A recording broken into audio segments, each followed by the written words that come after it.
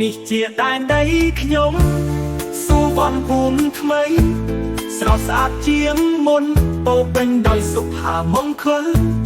យើងជាខ្មែរថ្មីបន្តស្នេហាជាតិកុំឲ្យខ្មែររលាយបើខ្មែររួបរวมចិត្ត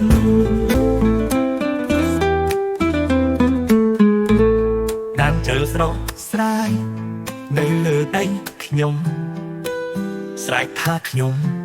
ស្រឡាញ់ស្រុកខ្មែរបន្លែងនេះជាស្នាមជើងបបូរោះគេបានសូដើម្បីឲ្យយើងរស់នៅសុខនេះជាដែនដីខ្ញុំសូវ័នភូមិថ្មីស្រស់ស្អាតជាងមុនពោពេញដោយសុផាមង្គលយើងជាខ្មែរថ្មីបន្តស្នេហាជាតិកុំឲ្យខ្មែររលាយ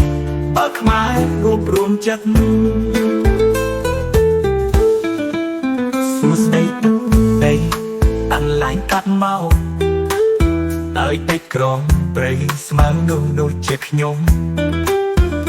នឹងថែទាំដូចភ្លើងក្នុងចិត្តស្រឡាញ់ជាតិខ្មែរមិនងាកទៅណាទេនេះជាដែនដីខ្ញុំសូវ័នភូមិថ្មីស្រស់ស្អាតជាងមុនពោពេញដោយសុផាមង្គលយើងជាខ្មែរថ្មីបន្តស្នេហាជាតិកុំឲ្យខ្មែររលាយបើខ្មែររួបរวมចិត្ត